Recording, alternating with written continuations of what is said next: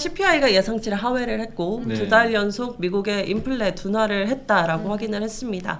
앞으로 금리 인상에 또 어떤 영향을 줄지가 궁금한데요. 일단 이제 물가는 확실히 좀 꺾인 것 같아요. 이게 뭐 누가 봐도 물론 이제 7%가 낮은 건 아니죠. 여전히 네. 좀 높긴 높은데 이 주식 투자하시는 분들 항상 그 방향성을 봐야 되거든요. 그러니까 좋다가도 이게 그러니까 항상 제일 주의할 게 너무 좋을 때는 사실 좀 조심해야 돼요. 네. 결국 언젠가 꺾이거든요. 근데 이 물가도 마찬가지인 게 정말 이제 9% 넘었을 때는 뭐 10%도 눈에 보였잖아요. 근데 이제 7%로 좀 낮아졌고 이 수치가 점점 안정화되고 있는 게 긍정적이고 그 내용을 이제 보신 분들은 좀 아시겠지만 첫 번째 좀 제일 중요한 이슈가 좀 공급망 교란이 끝난 것 같아요. 그러니까 이번에 이제 오늘 어제 발표됐죠. 어제 밤에 발표됐던 이제 소비자 물가에서 제일 눈에 띄었던 것 중에 하나가 이제 유일하게 사실 마이너스 항목을 기록한 게 중고차 가격입니다. 네. 중고차 가격이 이제 아마 작년부터 이 공급망이 교란이 되면서 정말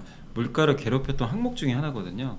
근데 일단 이게 좀 확실히 좀 꺾였다는 게 네. 긍정적이고 거기다 뭐 요즘에 컨테이너선 운임 지수도 많이 꺾여 있고 그래서 이 공급망 교란은 어느 정도 좀 끝이 난 것 같고 그 다음에 이제 국제 유가가 어쨌든 이제 본격적으로 좀 꺾이고 있잖아요. 네. 최근에 이제 70달러까지 좀 내려왔는데 일단 뭐 다시 조금씩은 올라가고 있지만 이 국제 유가가 좀 많이 떨어졌다는 게 긍정적이고 아마 내년 1월, 2월 정도 되면 그 국제 유가가 더 많이 그 이제 그러니까 전년 대비해서 봤을 때 확실히 더 꺾일 수밖에 없는 게 올해 1월, 2월에 그 이 전쟁 때문에 유가가 120달러까지 한번 네. 올라갔었잖아요. 네. 근데 지금 70이면 이 역기저 효과라 그러죠.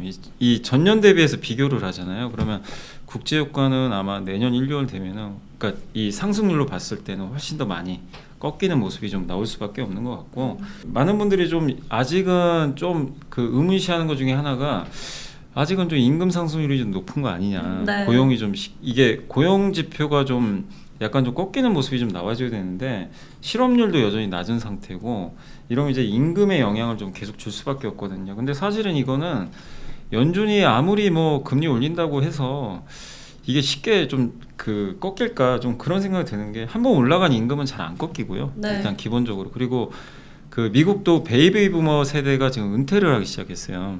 이제 그분들은 이제 일을 안 하거든요.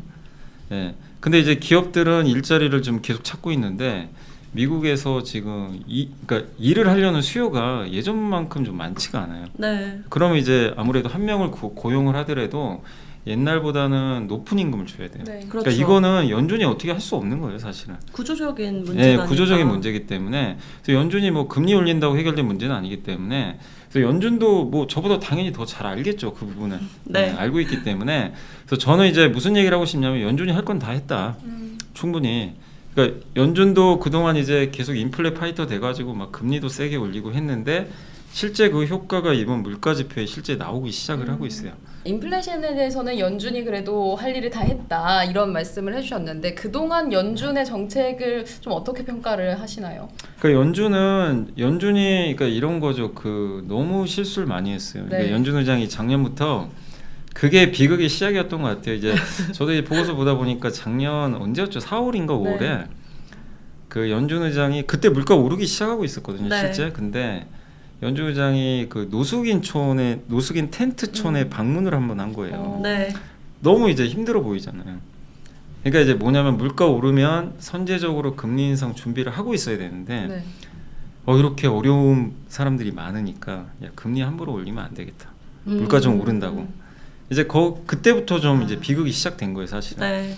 그래서 좀 냉정하게 좀 하셨어야 되는데 그리고 그 후로 물가 오르는 거 보면서 계속 뭐라 그랬죠? 일시적이다. 트랜지토리다. 맞아요. 예, 아마 이제 이 용어 모르시는 분도 없을 거예요. 하도 유명한 용어가 돼가지고. 단골 용어였죠. 예. 네. 근데 그때 이제 실수를 한 거죠. 네. 예.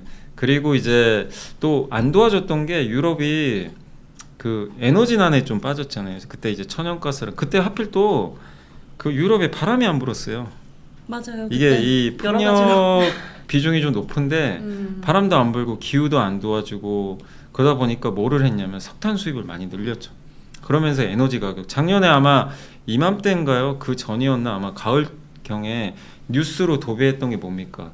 유럽 천연가스 가격 막 폭등을 한다. 네. 그게 이제 이 기후 때문인데 그런 것들 때문에 이제 물가가 예상보다 훨씬 더 많이 튀기 시작했고 이제 결정타를 날린 게 결국엔 이제 그 전쟁이었죠. 전쟁까지 터지면서 유가까지 도와주지 못했고 또 공급망 이슈는 계속 이어지고 있었고 그때 당시에도 그래서 연준도 이제 생각을 바꿨죠. 그래서 이제 올해 들어와서 금리를 이제 급격하게 좀 올리기 시작했는데 연준이 좀 너무 좀 뒤늦게 올린 거예요, 사실은. 어떻게 보면 우리나라가 더 잘했던 게 한국은행이 작년에 미리 선제적으로 더 올리기 시작했거든요, 먼저. 근데 연준은 이제 한참 있다가 올린 건데 결국 연준을 그 어느 분이 그런 표현도 하셨던 것 같아요. 뭐 샤워실의 바보들이라고.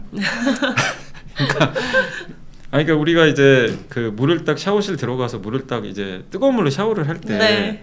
처음에 물을 세게 틀잖아요. 그러면 이제 뜨거운 물이 나온단 말이에요. 그럼 몸이 어떻게 됩니까? 갑자기 뜨겁습니다. 그래서 놀라죠. 네. 그래서 허겁지겁 뭐를 하죠. 이렇게 돌리기 시작하죠. 그래서 이제 적정 온도로 맞추는데 그 실수를 너무 많이 했어요. 좀 깔끔하게 좀 해줬어야 되는데 네. 그게 좀 잘 되지 못해서 좀 아쉬웠고 그런 이슈들 때문에 증시는 폭락을 하게 되고 네. 예, 연준은 생각보다 세게 금리를 올렸고 그리고 올해 8월 달에 너무나 이제 충격적인 발언이 있었죠. 연준 의장이 나는 인플레 파이터가 되겠습니다. 잭슨 홀이었나요? 예, 예, 잭슨 홀 미팅 때 그때 이제 휴양지에서 다 좀 약간 즐거워야 되는데 인플레 파이터가 되겠다. 벼락 맞았죠. 예, 네. 나는 이제 폴 볼커가 되겠다.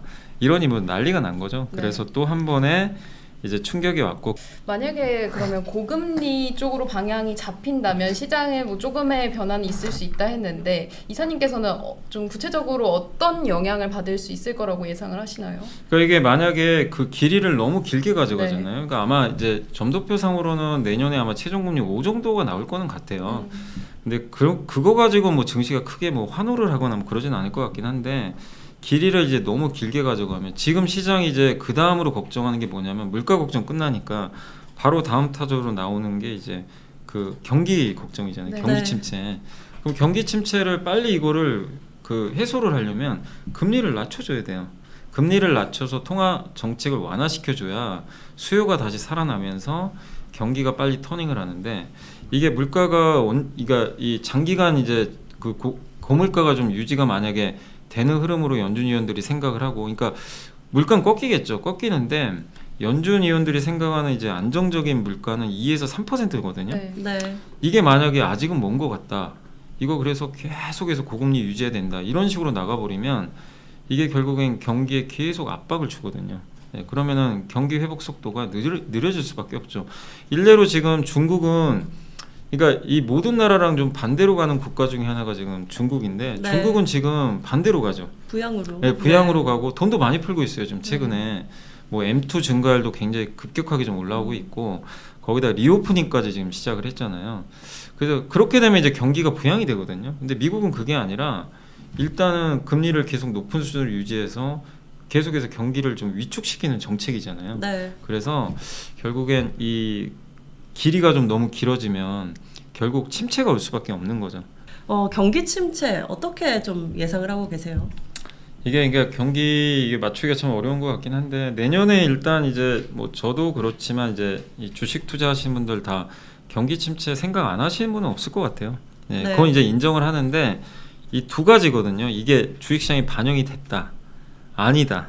이걸로 나눠요. 그래서 이게 참 어려운 것 같아요. 그러다 보니까 증시가 위로도 못 가고 아래로도 좀 잘 안 가는 좀 갇혀 있는 그런 모습인 것 같은데 저는 이제 개인적으로 반영됐다고 좀 보고 있고 네. 네. 그리고 이제 우리 한국 기준으로 말씀을 드리면 내년 한 3분기부터는 좀 경기가 터닝하지 않을까. 이건 뭐 꼭 제가 했던 얘기보다도 얼마 전에 한국은행 총재가 직접 이창용 총재가 언급을 하셨어요. 네. 뭐라고 했냐면 빠르면 내년 3분기에 아마 반도체 경기가 터닝할 것 같은데 한국은 반도체 경기가 정말 중요하거든요. 네. 예, 수출에도 중요하다 보니까 그렇게 된다면 내년 3분기에 좀 조심스럽지만 한국 경제가 턴어라운드 할 것 같다. 이렇게 좀 언급을 해주셨거든요. 그래서 저도 이제 내년에 만약에 3분기에 반도체가 좀 터닝을 한다면 충분히 좀 우리나라 경기는 좀 회복되지 않을까 싶고, 그리고 일단 이건 이 데이터상으로 봤을 때도 OECD 경기 선행 지수가 있거든요. 이게 보통 하락을 하면 평균을 내봤어요. 그러니까 하락기의 평균이 꼭 이 수치에 대입하는 건 아닌데 평균을 냈더니 22개월 빠져요. 내려올 때. 근데 네. 지금 OECD 경기 선행 지수가 17개월 연속 하락을 하고 있어요. 네. 그럼 이제 그 평균으로 봤을 때 5개월 남았죠. 그러면 12월부터 1, 2, 3, 4 하면 내년 5월부터는 이제 올라가는 그림이 나와요. 그럼 이제 얼추 좀 내년 한 2분기 중반부터는 경기가 좀 이제 바닥 찍고 돌릴 수도 있겠구나. 이걸 좀 예상을 하는 거고, 그리고 이제 무엇보다 좀 내년 하반기를 좀 긍정적으로 보는 게 중국이 아마 앞으로도요 리오프닝은 지금 시작은 했는데 이럴 가능성이 있어요. 지금 사망자가 만약에 많이 발생을 하면 네. 지금 요즘에 이제 중국도 집계가 잘 안 나오잖아요. 너무 이제 확진자가 많이 늘어나다 보니까. 근데 그 와중에 치사율이 높아서 확진자 늘어나면 또 약간 조일 수도 있거든요. 네. 그러면서 아마 이걸 좀 반복할 것 같은데, 그래도 이게 겨울이 좀 지나고 어느 정도 이제 오미크론 확진자가 조금 이제 진정되는 기미가, 이 전문가분들이 한 1월에서 2월이면 정점 찍지 않을까 이 예상을 하더라고요. 그러면 내년 3월에 양회가 열리거든요. 새로운 지도부가 나와요. 그래서 본격적으로 하면 4월부터는 리오프닝으로 좀 풀 것 같아요. 부양책도 좀 세게 나올 것 같고. 그럼 그런 것들이 내년 2분기 경기에 우리나라에도 반영이 됩니다. 물론 시차가 바로 나오는 게 아니라 보통 한 3개월 후에 또 반영이 된다면 내년 적어도 3분기엔 그런 것들이 또 반영이 되기 시작하거든요. 근데 아시겠지만 우리나라는 중국 경기에 어쩔 수 없이 종속이 돼요. 네. 네. 비중이 높기 때문에 이런 것들을 좀 종합을 해봤을 때 내년 하반기 충분히 한번 경기 회복 기대감 우린 좀 가져도 되지 않을까. 그래서 중국부터 터닝을 하기 시작하고 그 다음에 이제 한국 터닝하고, 근데 미국은 좀 뒤늦게 좀 터닝하지 않을까 순서로 보면. 그래서 한국 경기에 대해서는 너무 좀 우려감은 갖지 말자 이 말씀 드리고 싶고, 또 거기다가 우리나라 기업들의 실적에 영향을 많이 주는 게 이 환율하고요, 유가, 금리잖아요. 네. 근데 지금 이제 물가 꺾이기 시작했죠. 실제 이 물가를 대표하는 게 바로 유가인데 유가 많이 떨어졌고요. 거기다 킹달러 이제 끝났잖아요. 이제 지금 킹달러 얘기하신 분 없죠. 그렇죠. 네. 이제 왕관을 드디어 벗었습니다. 이 달러가. 그래서 사실 1년에 달러가 15% 오르는 경우는 없어요. 근데 올해가 그랬어요. 네. 그러니까 좀 이상했던 흐름이었죠. 근데 내년엔 그럴 수는 없고, 이제 1290원까지 환율이 떨어졌는데 조금 더 좀 안정화되지 않을까. 그러면 이제 기업들을 좀 옥죄했던 이 수입 물가 상승 이 부분에 대해서도 좀 우려감은 완화될 수 있고, 그 다음에 이제 국채 금리가 중요한 게 이 레고랜드 사태를 촉발했던 것도 사실은 이제 금리거든요. 네. 금리가 너무 올라서 그런 거죠. 그래서 이 자금 발행이 안 되는 거예요. 근데 최근에는 일반 기업들이, 그러니까 대기업들이 그 회사채 발행을 하면 이제 요즘에는 다 완판이 좀 조금씩 되고 있어요. 네. 돈이 조금씩 풀리고 국채 금리가 안정화되고, 그 다음에 회사채 금리 떨어지고 이제 CP 금리라고 그러죠. 기업 어음 금리도 지금 어젠가 그젠가 정말 이 CP 금리가 몇 달 만에 처음으로 꺾였다고 하더라고요. 네. 그러니까 이런 것들도 리스크를 이제 완화시켜주는 지표들이거든요. 그래서 좀 최악의 상황은 좀 지나가고 있다. 그래서 달러, 금리, 뭐 이 유가 이런 것들을 봤을 때도 지금은 좀 우리가 너무 부정적인 좀 시각을 갖기보다는, 지금 그러니까 주식 투자라는 게 좀 어려운 게요. 지금 현상을 보면 너무 안 좋죠, 아직도. 네. 그럼 팔아야 될 것 같고 비관론이 더 맞는 것 같고, 네. 야 내년 1분기에 더 뭐 기업들 실적이 이제 다 망가질 텐데 아마 망가질 거예요. 왜냐하면 지금 추정치를 이제 낮춰야 되거든요. 재고도 많고, 이거 재고떨이 들어가면요 기업들 실적 깨져요. 근데 그게 아직은 추정치에 온전히 반영이 안 됐어요. 왜냐하면 애널리스트들도 확인을 해야 되니까.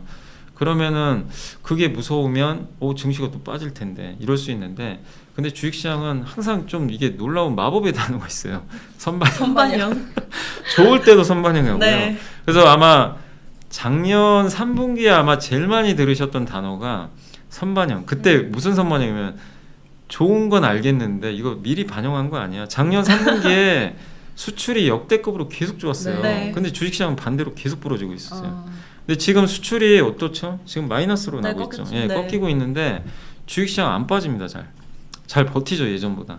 그게 뭐냐면 이제 안 좋은 것도 미리 선반영을 해버린 거죠. 네, 그래서 그런 관점으로 보면 이제 뭐 경기 안 좋아지는 건 우리가 인정은 하겠지만 이게 틀릴 수도 있습니다. 그렇지만 이 한국은행 총재 얘기대로 내년 3분기에 진짜로 터닝이 나온다면 지금부터는 뭐 주식시장이 그게 좀 악재로 작용하지는 않을 것 같다. 이렇게 좀 말씀을 드리겠습니다.